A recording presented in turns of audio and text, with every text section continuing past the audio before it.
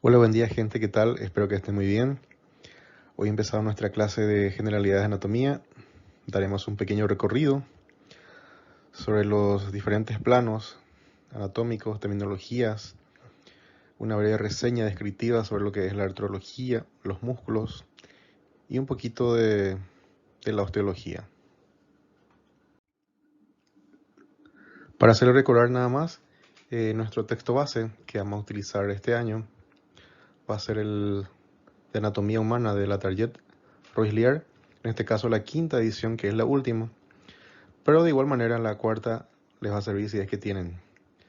Y como texto de anatomía en imagen utilizaremos el Atlas de Anatomía de Netherbrand, en este caso la séptima edición, que es la última, pero a partir de la cuarta en adelante ya es muy bueno.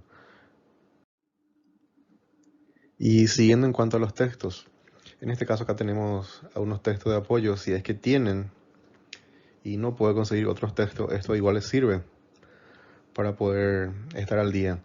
Tenemos así el texto base, el texto más antiguo en este caso, el Testut, que trae 4 tomos, el Testut Jacob, que es un tratado de anatomía, el compendio de anatomía de Testut, que en este caso viene a ser un resumen de los 4 tomos del Testut original, el compendio de disección de Rouvier, que es muy parecido al compendio de anatomía descriptiva en este caso, y el Rouvier original, que viene en 4 tomos.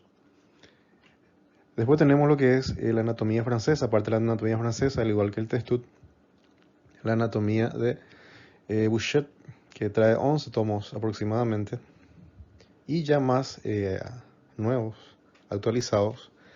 Tenemos la anatomía de Moore, parte de la anatomía anglosajona, que en este caso va orientado hacia la clínica. De igual manera también la anatomía de Gray, que tiene una orientación hacia la clínica. Otro texto, en este caso de imagen, este es el Atlas de Prometheus, bastante nueva, en su segunda edición recién. Y después tenemos el clásico Atlas fotográfico de anatomía del cuerpo humano, que es el de Yokoshi, que en este caso es una de las antiguas, al igual que el de Nether. Ambos son muy buenos y les recomiendo si es que tienen.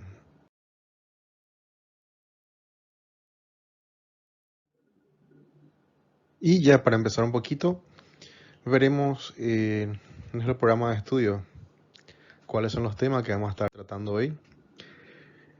Así tenemos la unidad 1, que comprende lo que es la anatomía general. Veremos lo que son los conceptos anatómicos, la posición anatómica y las terminologías anatómicas. Esto incluye los cortes anatómicos, las cavidades corporales, la anatomía del esqueleto. Dentro de esto está la artrología, la miología, y veremos o haremos en realidad una breve descripción del esqueleto humano. Veremos los huesos de la cabeza, la columna vertebral, la caja torácica y por supuesto miembro superior e inferior. Esto sería lo que es la anatomía general o anatomía humana 1. Es nada más una introducción a lo que es la anatomía antes de partir justamente o enfocarse hacia las regiones específicas.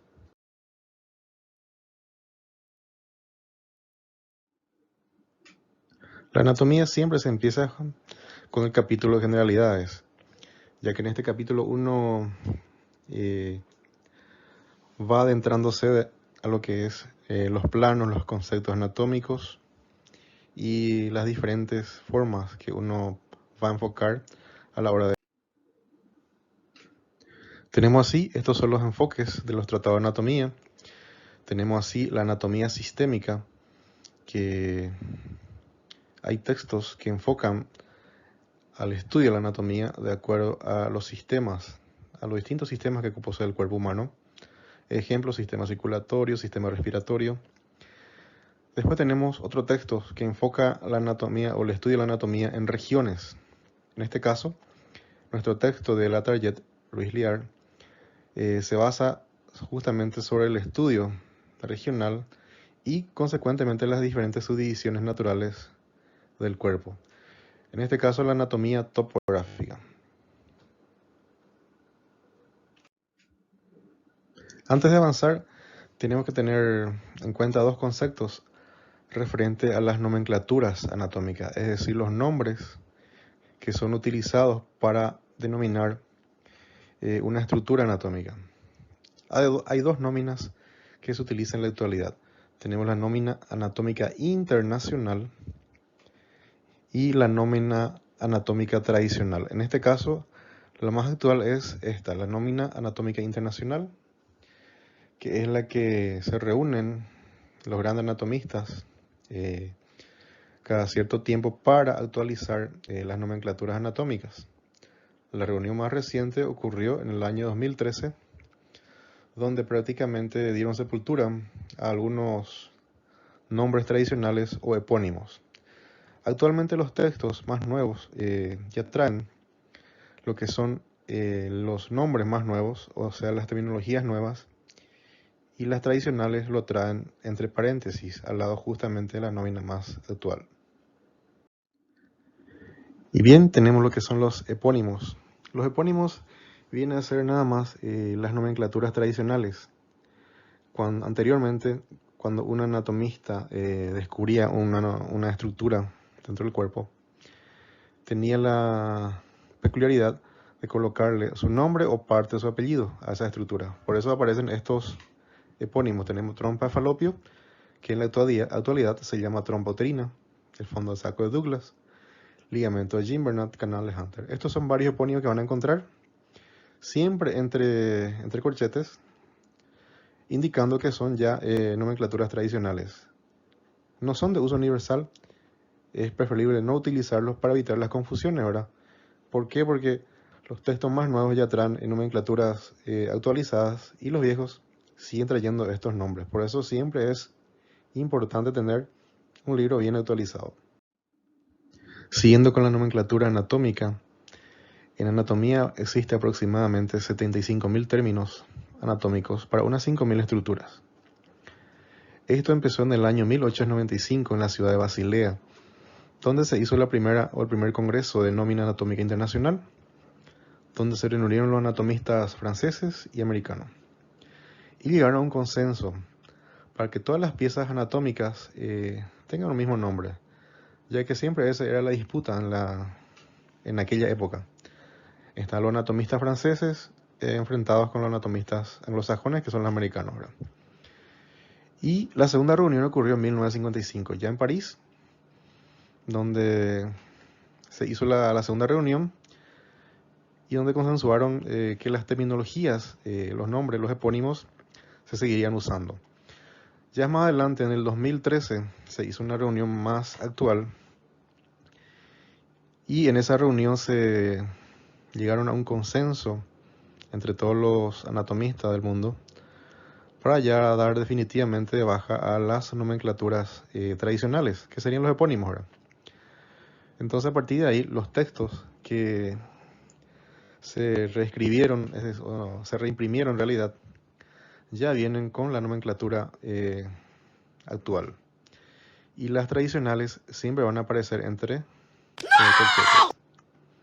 Entonces, hay muchísimos términos que van a aprender, no van a aprender los 75.000 términos, pero les aseguro que unos 30 a 40.000 lo van a aprender durante este año. Ahora viene la parte divertida. ¿Cómo estudiar anatomía? La anatomía se puede estudiar de diferentes maneras, pero una de las formas más fáciles, más didácticas, para que ustedes puedan aprender, es la observación. Hay que observar repetidas veces, y si alguno de ustedes son artista o pariente de Da Vinci, traten de dibujar esas estructuras. Dibujen, hagan sus propios esquemas, sus propios resumen, y con eso, con la repetición visual, lo que ustedes dibujan, traten de resumir, hagan su resumen en cuanto a texto, ¿verdad? Y esa es la mejor manera que uno puede aprender. Por supuesto, hay que tener memoria, comprensión y entendimiento. ¿Cómo uno comprende? Para comprender hay que ver entonces, si usted tiene su texto de anatomía, siempre tiene que acompañar con un atlas, un texto de imagen. Entonces lo que se lee, se observa y de esa manera se aprende. Y la sistematización. Hay que ser siempre ordenado. Tratar de empezar con lo más básico, a la hora de estudiar e ir avanzando y profundizando los temas. Porque si empiezan con los más difíciles, muchas veces las cosas grandes no se recuerdan. Entonces es ideal recordarse algo grande que olvidarse un tema sencillo, ¿verdad? Entonces la recomendación es memoria, comprensión y entendimiento y sistematización. Traten de dibujar y si dibujan, hagan sus resúmenes, que eso les va a servir muchísimo para aprender anatomía. No utilicen resumen de otras personas. ¿Por qué? Porque cada quien hace su resumen de acuerdo a lo que entendió o aprendió. Entonces, si ustedes leen un resumen ajeno, no les va a servir mucho. Las posiciones corporales. Empezamos con este capítulo, que son las posiciones corporales, es decir, la posición anatómica. La posición anatómica es la posición que se utiliza en todo el mundo, en medicina, para poder realizar una descripción al cuerpo humano en esta posición. A cualquier estructura que ven aquí, todas las descripciones que se hacen en anatomía y en medicina general se hace de acuerdo a esta posición. Es decir, una persona que está parado en bipedestación, con ambos pies, con los miembros inferiores extendidos. Esto es una posición universal a la hora de la descripción. Y para ello tiene que reunir ciertas características. Una, la posición erecta, como dijimos, la bipedestación, la mirada hacia el frente, hacia el horizonte, y los miembros superiores, por supuesto, ligeramente abducidos, es decir, ligeramente separado del cuerpo. Las palmas hacia adelante, es decir, las manos tienen que estar supinadas, mirando hacia adelante, y los pies ligeramente separados, con los talones hacia atrás ligeramente, levemente separados entre sí, pero los pies hacia adelante, la punta de los dedos, tiene que estar bien abierto y separado. Estos serían los requisitos o características que tiene que tener una posición anatómica. Aquí tenemos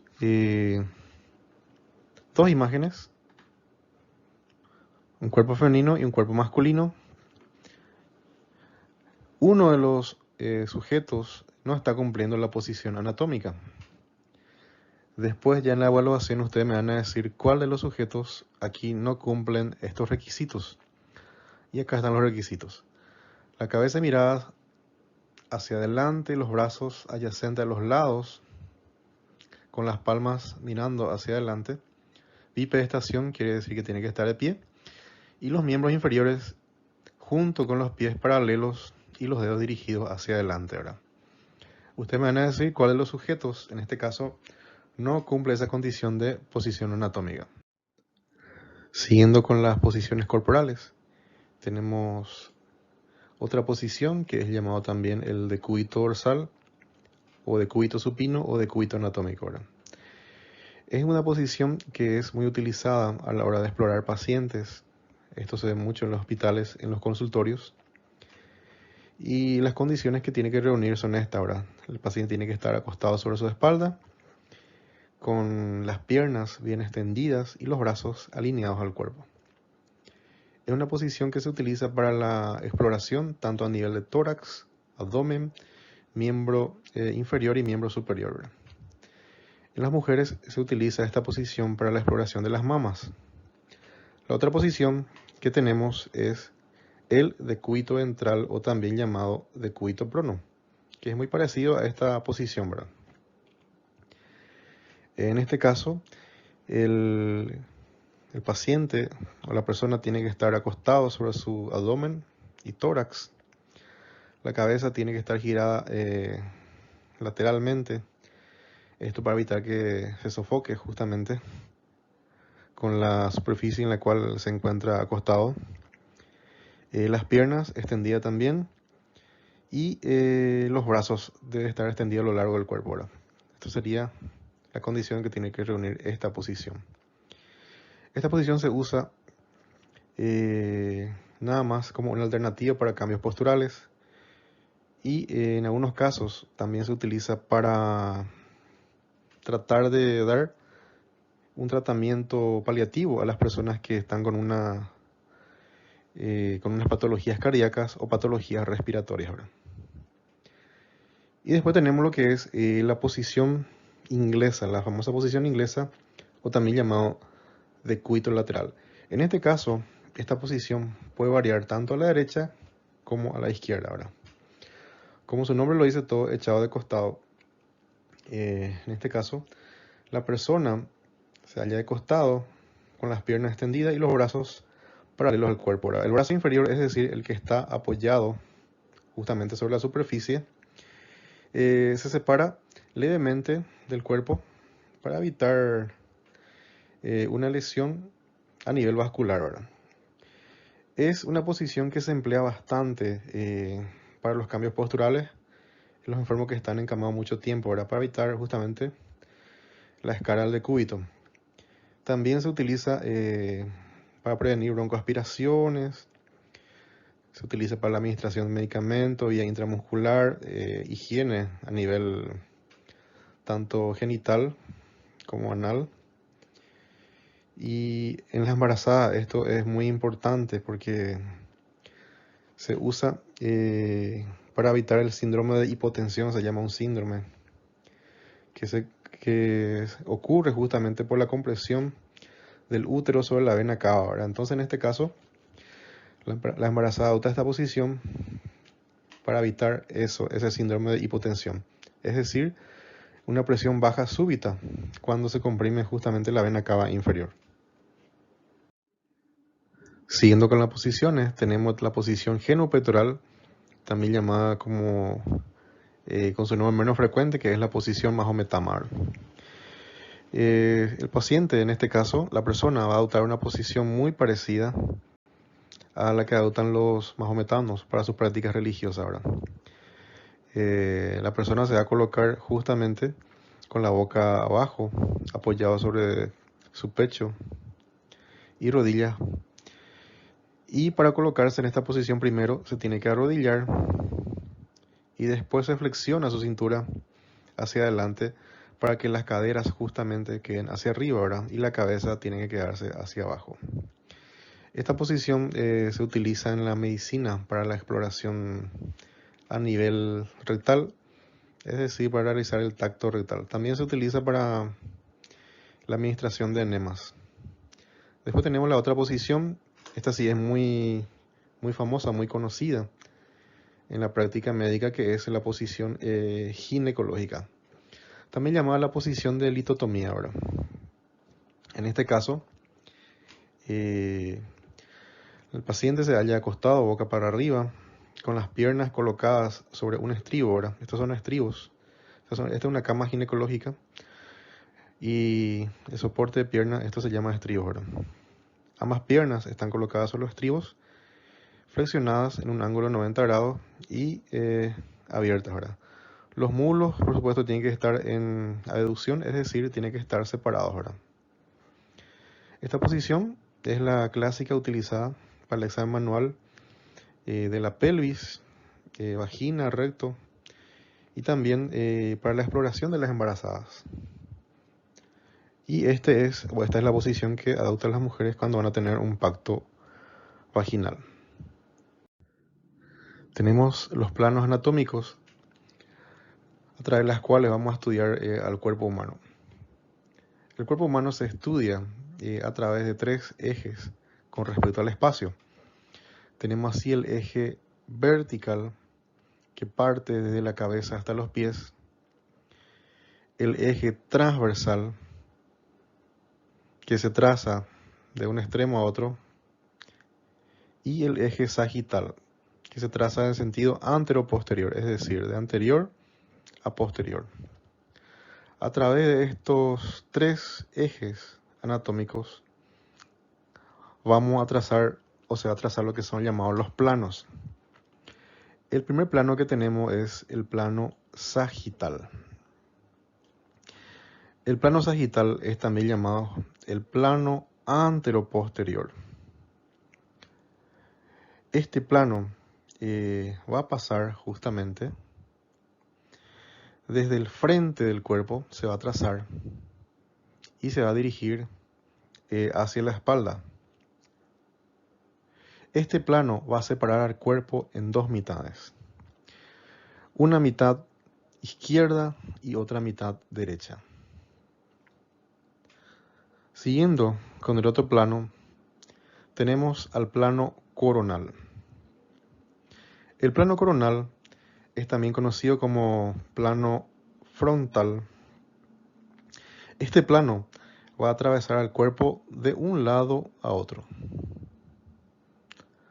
Va a atravesar derecha a izquierda o viceversa. Y este plano va a separar al cuerpo en dos mitades.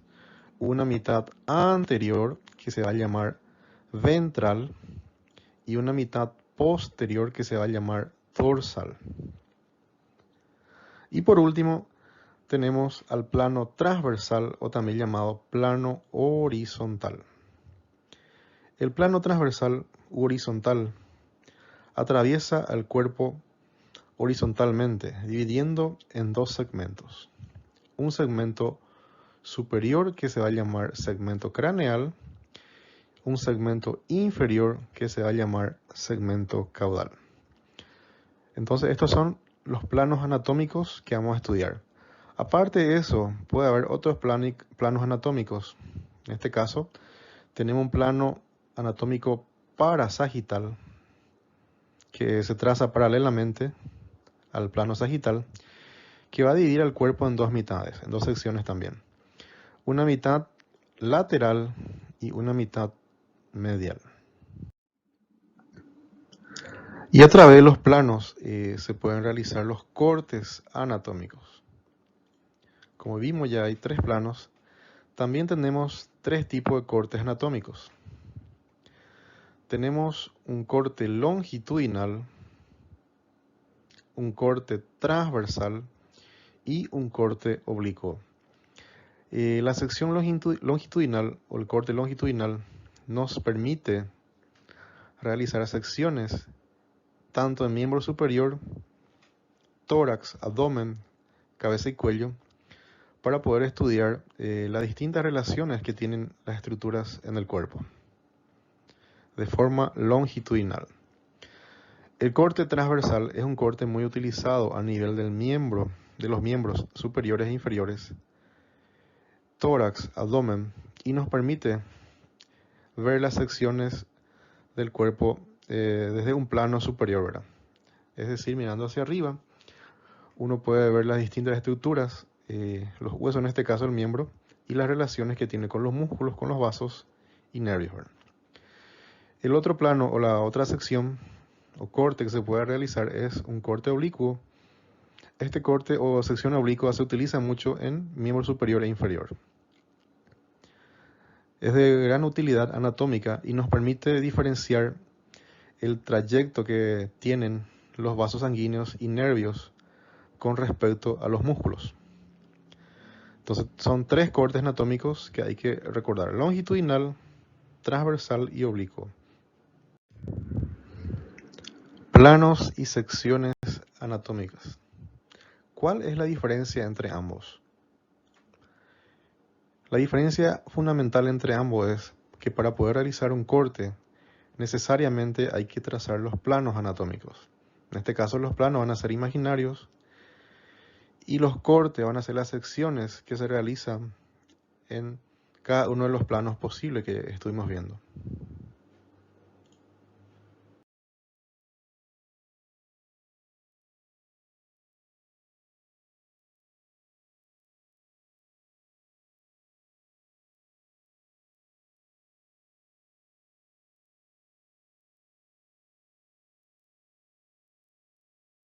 Ay, ahora ya entendí.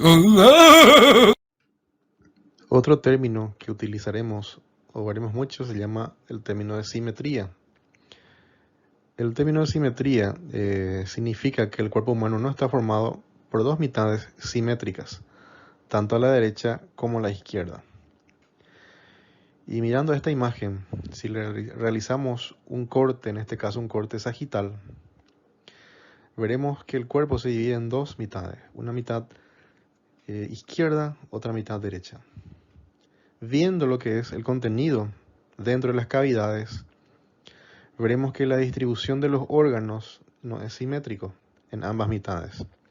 En este caso, como ejemplo, tenemos al hígado, que el 85% de su masa va a estar presente en el lado derecho, mientras que el restante en el lado izquierdo.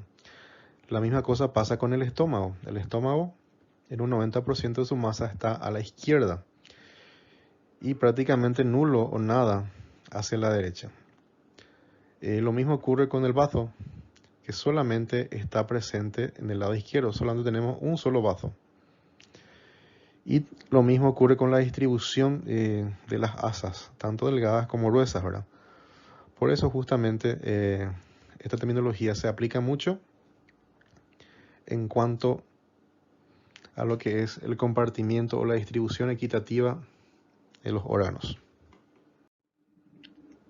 Tenemos así a los términos de relación. Los términos de relación se utilizan mucho en anatomía para poder realizar descripciones anatómicas y relacionar los distintos órganos entre sí con respecto a algunos ejes o a algunos planos. Tenemos así el primer término, que es el término superior o cefálico. Es todo lo que se aproxima a la cabeza. Como ejemplo nos da aquí, el corazón va a estar superior al estómago con respecto a la cabeza. El otro término que tenemos es el término caudal o inferior, que significa que se aproxima a los pies. En este caso el ejemplo es que el estómago va a ser inferior con respecto al corazón. ¿Por qué? Porque va a estar mucho más cerca de los pies. Otra terminología es el término medial o interno. ¿Se acuerda del corte que hicimos hace rato? O sea, del plano que hicimos, el plano sagital, que partía el cuerpo en dos mitades. El término medial significa que está cerca de ese corte o ese plano ahora. Entonces, como ejemplo tenemos aquí, el quinto dedo se encuentra en la cara medial de la mano. Si ustedes se ponen en posición anatómica, van a ver que el quinto dedo, o el dedo meñique, va a estar mucho más cerca del plano medio que el primer dedo o el dedo gordo. Y por último tenemos el término lateral o externo, que significa que se aleja del plano medio. Y como ejemplo tenemos, el primer dedo se encuentra en la cara lateral o externa de la mano. Volviendo otra vez a la posición anatómica, si se colocan van a ver que el dedo gordo va a estar mucho más lejos o alejado del plano medio. Siguiendo con los términos de relación, tenemos dos términos más que vamos a estar estudiando. El primer término es el término anterior o ventral. Este término significa que todo lo que se le aproxima hacia el lado ventral, es decir, todo lo que está cerca del vientre. Como ejemplo tenemos el esternón es anterior al corazón y el corazón es anterior a la columna vertebral. La columna vertebral está situada en la parte dorsal, es decir, en la parte posterior. Delante de la columna vertebral vamos a tener al corazón y delante del corazón vamos a tener al esternón, que es un hueso que conforma la caja torácica. Entonces, con respecto a lo que es la parte anterior o ventral, el orden de cercanía va a ser el esternón, el corazón y por último las columnas. El otro término que se utiliza es el término posterior o dorsal. Es decir, todo lo que está cerca de la espalda o del dorso, todo lo que se aproxima al dorso. Y como ejemplo nos da, los riñones son posteriores al intestino. Los riñones van a estar situados lateralmente de la columna lumbar, van a estar mucho más cerca con respecto al intestino o las asas delgadas, y a las asas gruesas lo mismo ahora. El intestino va a estar situada en la parte anterior, mientras que los riñones van a estar mucho más hacia atrás. Y con respecto al ejemplo anterior, la columna va a estar mucho más cerca del plano posterior dorsal que el esternón. Siguiendo con los términos de comparación o relación, seguimos para aprender otros 6 términos nuevos. Tenemos el término proximal. El término proximal nos dice que se aproxima al tronco u origen. En este caso, como ejemplo nos pone el codo es proximal a la muñeca. ¿Qué quiere decir eso? Esto es el miembro superior. Esto sería la muñeca, esto sería el antebrazo, el codo y el brazo. Y esto sería el tronco. El codo va a estar mucho más cerca al tronco comparándolo con lo que es la muñeca.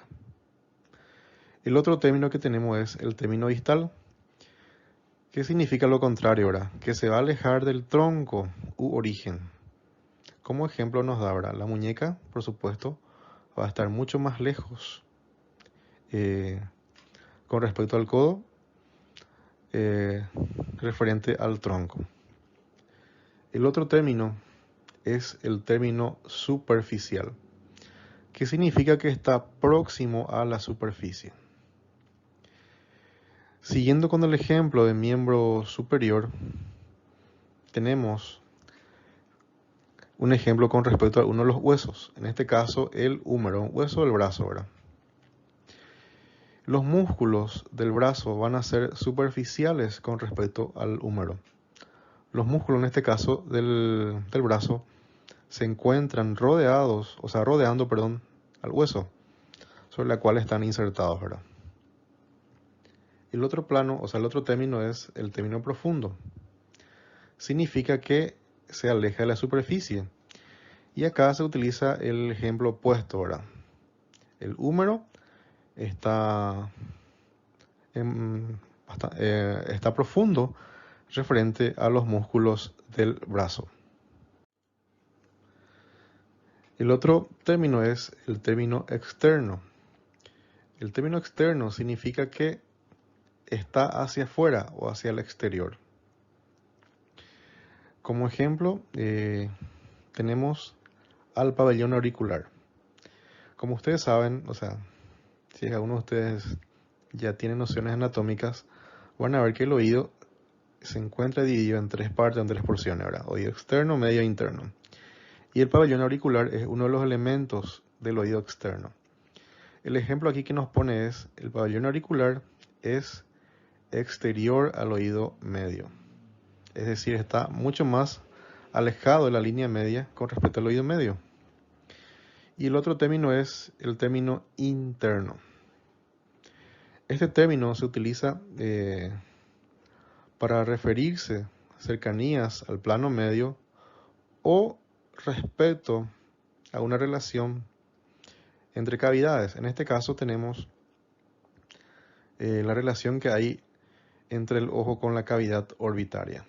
La cavidad orbitaria se encuentra internamente, el ojo se encuentra internamente con respecto a la cavidad orbitaria.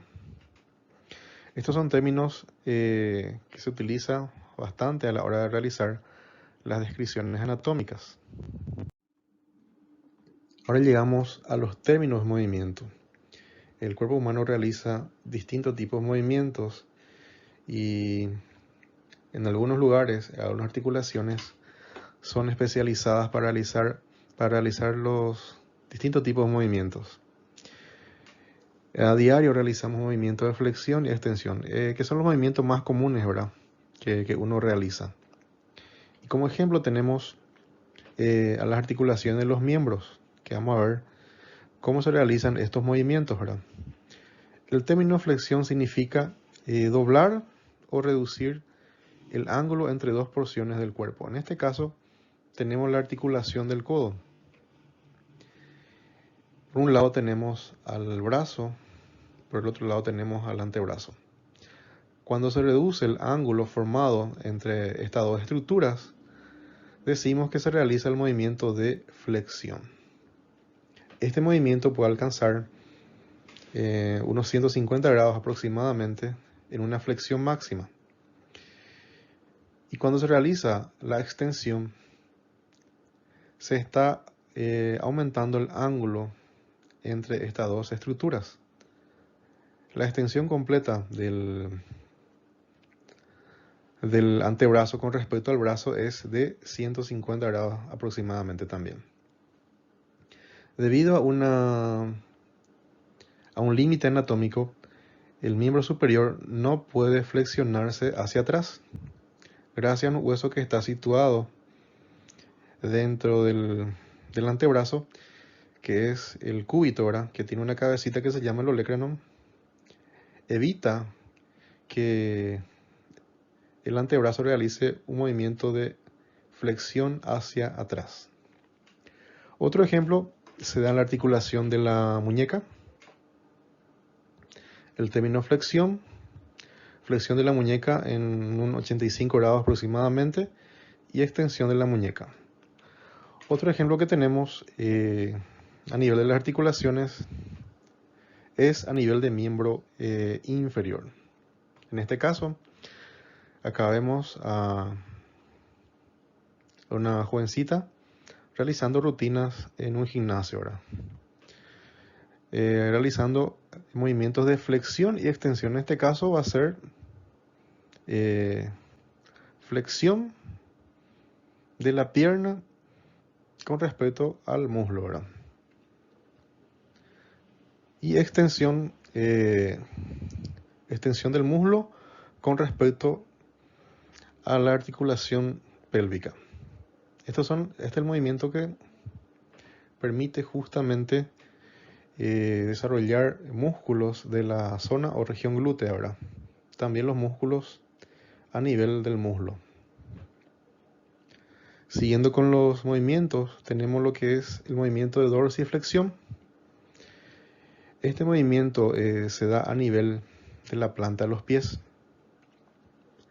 La dorsiflexión es un movimiento que uno realiza cuando se para a través del talón o camina a través del talón. Sería la flexión del pie con respecto al tobillo. Y la inversa es la flexión plantar. La flexión plantar es cuando uno se para de puntita, tipo esas bailarinas de ballet, cuando se para de puntita y caminan. Eso sería la flexión plantar total, ¿verdad? La flexión, la extensión del pie con respecto al tobillo. Siguiendo con los términos de movimiento, tenemos otros movimientos que vamos a ver, que son muy conocidos algunos, que son los movimientos de abducción y aducción. El movimiento de abducción significa separar una estructura del cuerpo con respecto al plano medio o nuestro plano sagital.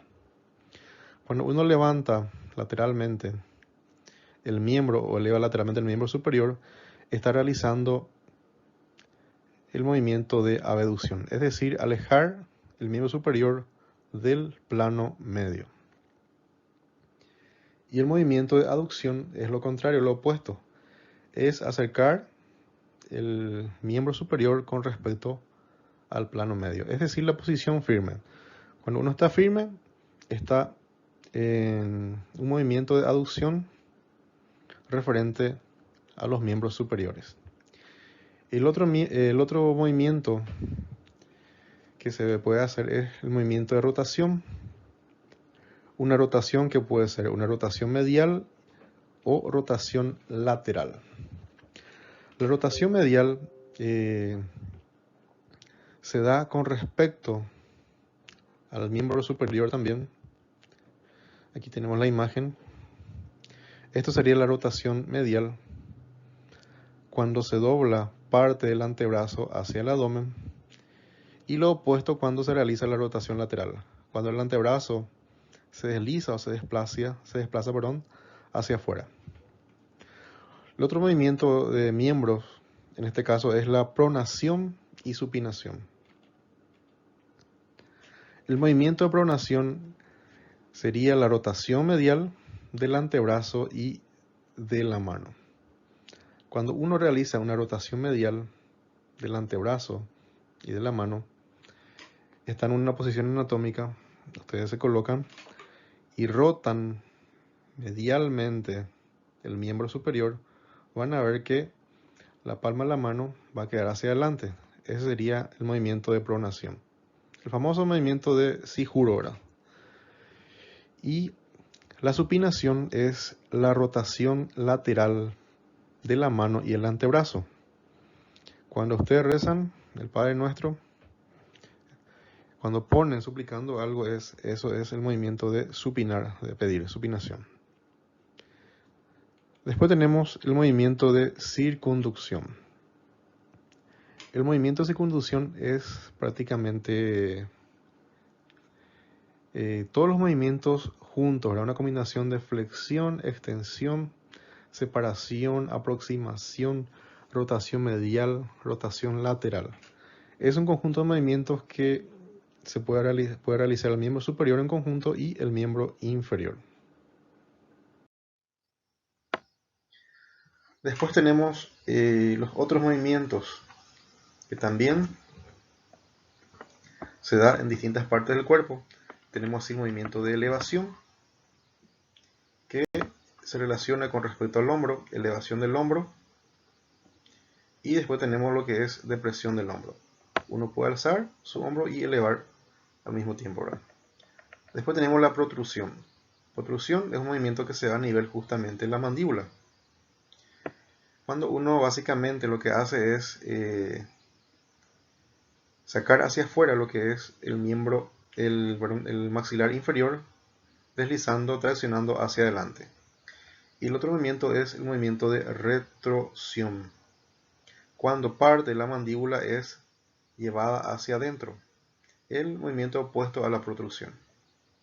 Hay personas que de nacimiento ya tiene básicamente esta estructura, ¿verdad? Esta formación que es la protrusión, cuando tiene la mandíbula bien saliente, que sería en este caso así, ¿verdad? Así se observa una persona con protrusión y así en retrosión. Después tenemos lo que es la inversión y la eversión. La inversión, estos movimientos se da justamente a nivel de los pies, ¿verdad?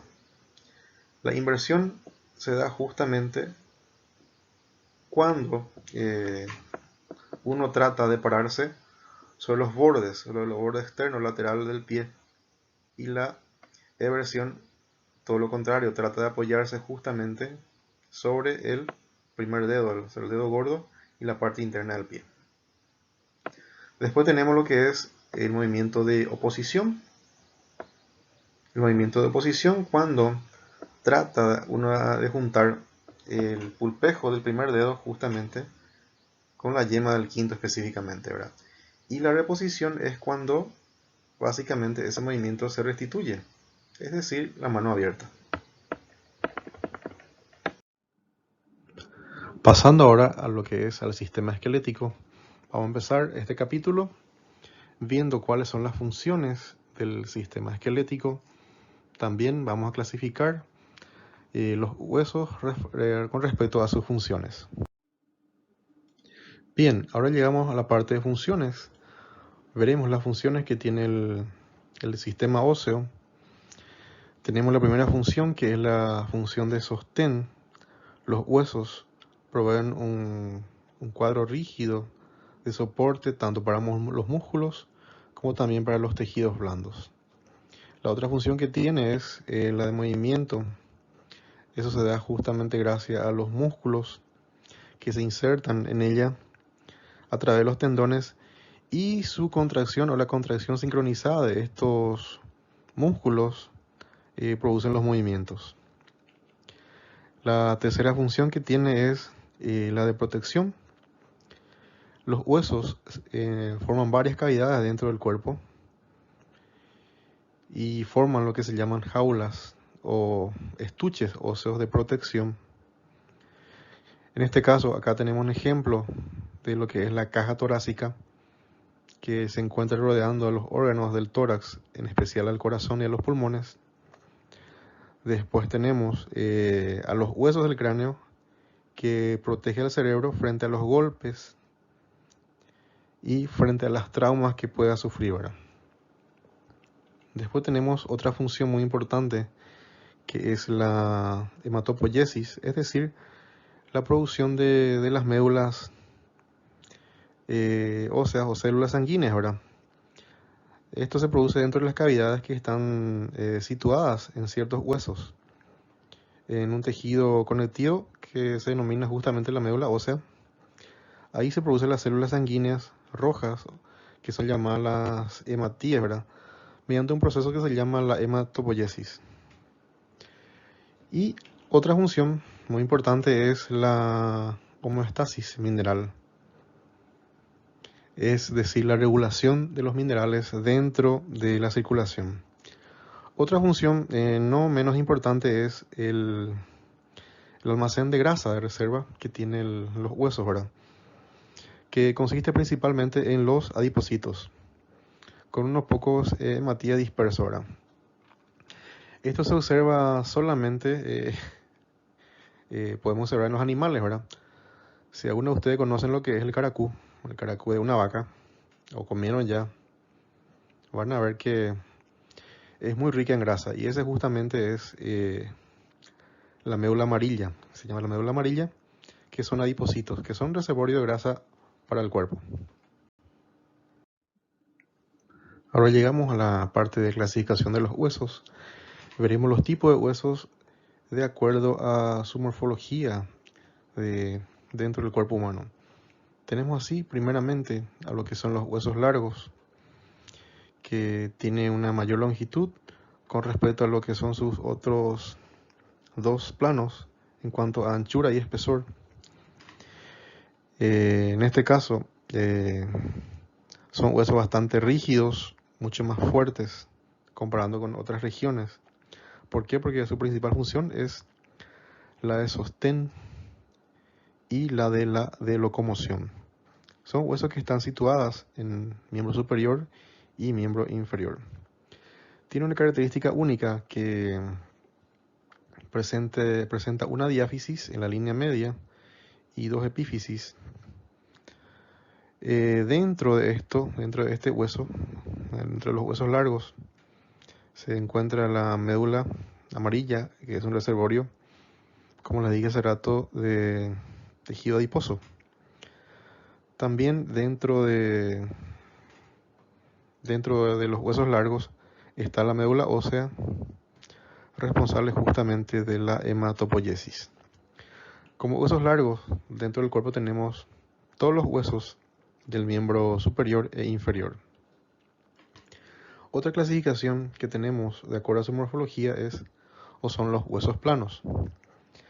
Los huesos planos tienen una disposición ancha, bien aplanado, y su principal finalidad es la de brindar protección a los órganos internos. En este caso, tenemos al esternón, que es un hueso que conforma la caja torácica, que protege justamente a los órganos que están situados dentro del tórax.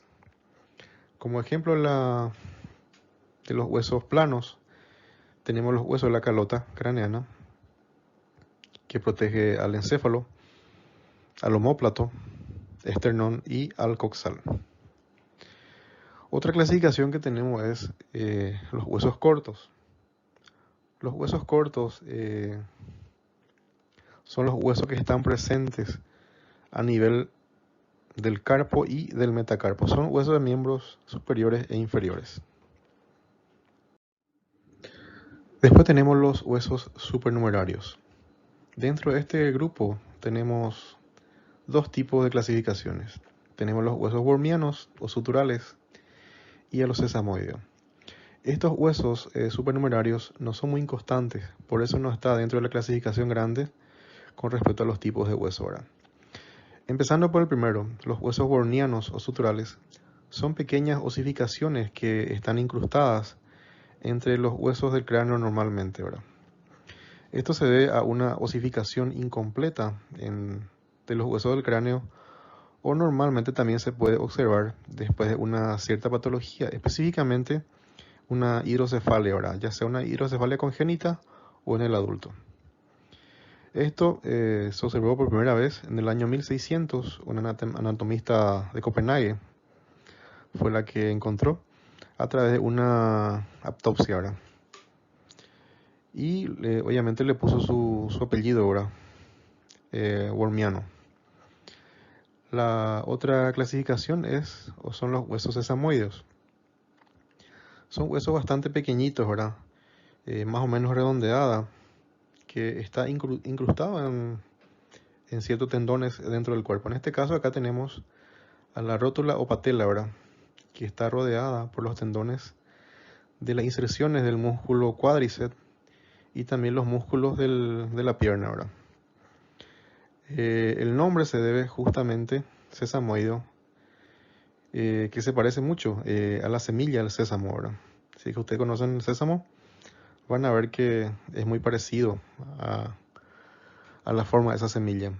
También se encuentran entre los huesos del pie, específicamente está a nivel de la articulación metatarsofalangica del dedo gordo del pie. Ahí también se encuentran justamente dos huesecitos sesamoides, si es que se lo encuentran. Normalmente son muy inconstantes, ¿verdad? Son bastante inconstantes. También podemos encontrar en el dedo índice, si es que existe.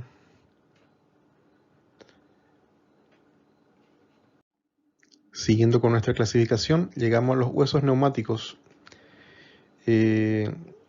Estos huesos están dentro de los grupos de los huesos planos, pero llevando una clasificación especial, ¿verdad? Que son huesos neumáticos o huesos con cavidades. Son los huesos que sirven como caja de resonancia para justamente producir la voz, ¿verdad? Y como ejemplo tenemos aquí a este hueso, que es el efenoide, que tiene lo que se llaman los senos efenoidales. Aquí en esta imagen tenemos a lo que es el maxilar superior o la maxila, que tiene una de las cavidades más grandes en cuanto a los huesos, que es el seno maxilar. Después tenemos el etmoide, que también presentan pequeñas celdas que se llaman celdas etmoidales. Al hueso temporal, que presenta la apófisis mastoide, que tiene ahí sus celdillas también. En condiciones normales, estos huesos están presentes de aire. Sirven como caja de resonancia. Por eso cuando una persona presenta un cuadro congestivo, automáticamente se le cambia la voz. ¿Por qué? Porque estos senos, en vez de llenarse de aire, empieza a condensarse y en muchos casos estos senos se llenan de pus, ¿verdad? Cuando ocurre la sinusitis, estas cavidades están prácticamente llenas de pus. Bien, en el cuerpo humano hay una clasificación ósea, una distribución ósea, y el esqueleto se suele clasificar en dos grandes grupos, o se agrupa en dos grandes grupos. Tenemos así el esqueleto axial y el esqueleto apendicular. Estos grupos se clasifican de acuerdo justamente a la ubicación, ¿verdad?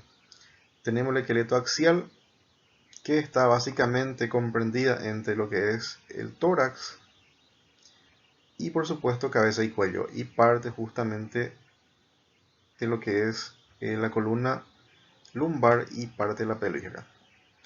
Mientras que el esqueleto apendicular, en ella se encuentran reunidos todos los huesos del miembro superior y miembro inferior y más la cintura pélvica.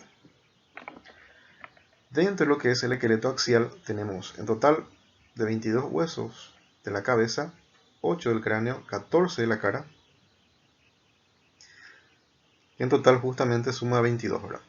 Después tenemos las cadenas de huesecillo del oído, que suele ser el número de 6 si es constante. Un solo hueso impar justamente, que está acá a nivel del cuello, que es el hueso ioides. Y la columna vertebral aporta 26 huesos total, más la caja torácica, que es 25. En el apendicular tenemos en total en miembro superior 32 huesos y en miembro inferior 31 huesos. Esto sería así un resumen grande de lo que es la distribución ósea y la clasificación en un esqueleto axial y un esqueleto apendicular. Ahora daremos un paseo para ver algunos huesos correspondientes al esqueleto axial. Veremos la cabeza ósea. La cabeza ósea se clasifica en dos grandes grupos. Tenemos los huesos del cráneo y los huesos de la cara o del macizo facial propiamente dicho. En huesos de la cara tenemos al hueso frontal, a los parietales, al temporal, al occipital, al esfenoide y al etmoide. En cuanto a los huesos de la cara o el macizo facial, tenemos a los palatinos, al hueso nasal, el lagrimalo unguis, al cornete inferior, cigomático malar, maxilar superior o maxila, maxilar inferior o mandíbula y al vómer, que es la que se encuentra dividiendo el tabique nasal. Esto es una vista superior para observar justamente la conformación ósea de la calota craneana, conformada por el frontal, los parietales y el occipital. Esta es una vista lateral para ver los otros huesos que hace rato no pudimos ver en la vista frontal. En la vista lateral se ve con detalle los huesos temporal, occipital, los parietales, el frontal y el esfenoide. Sumándole a esto también observamos al malar o hueso cigomático, o también llamado pómulo en esta zona, a la rama ascendente o montante del maxilar inferior, a la cara lateral del maxilar superior, al unguis o lagrimal y al hueso propio de la nariz. Esto que ven acá, este saliente, es la espina nasal anterior. Cuando realizamos un corte siguiendo lo que es el plano sagital, tendremos esta conformación. Al hacer un corte sagital, así se observa justamente un cráneo.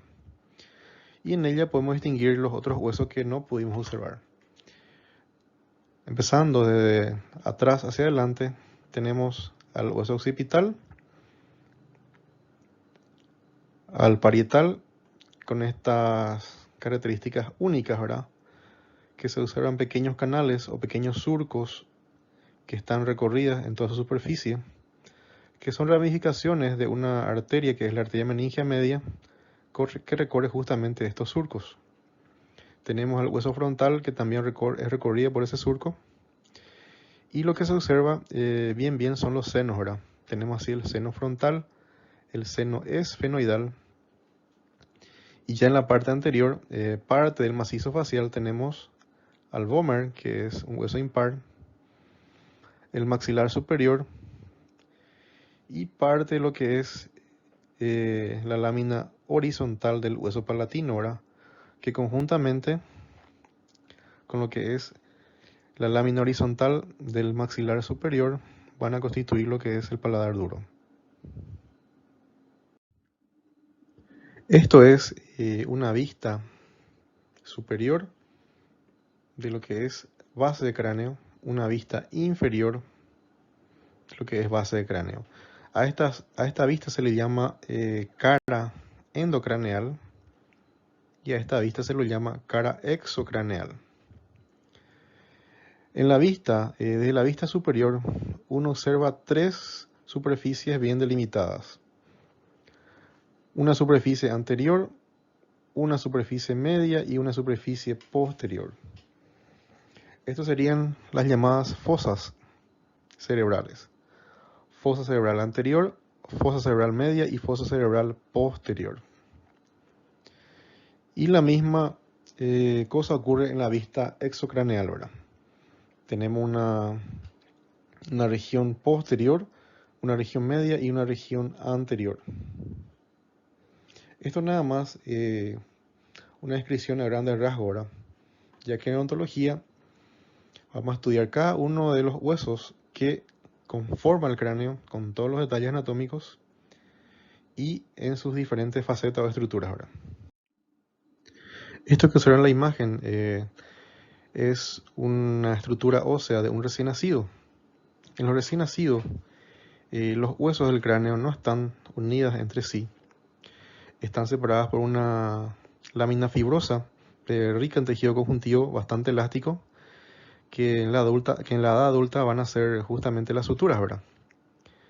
Y vamos a encontrar dos superficies bien grandes, bien delimitadas, que son llamadas las fontanelas. Tenemos así en este caso en la región anterior, la fontanela anterior, o también llamada la fontanela bregmática, ¿verdad? Que está situada entre los dos parietales y las dos mitades del frontal. El hueso frontal durante el desarrollo embrionario y después del nacimiento está separado en dos piezas. Ya después, con el desarrollo, a partir de los 24 meses de edad, esto se va consolidando y se va uniendo con ambas piezas, ¿verdad?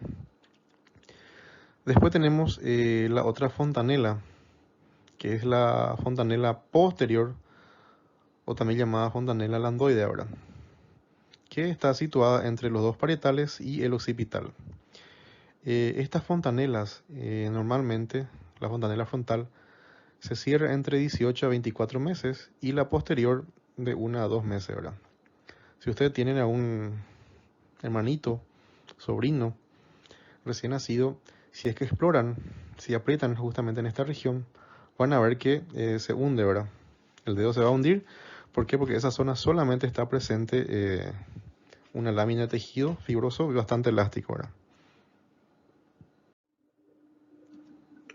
Esto nada más para ver algunas estructuras, algunos accidentes anatómicos para que no se asusten, para prepararles ya de antemano ante las clases descriptivas de los huesos, ¿verdad?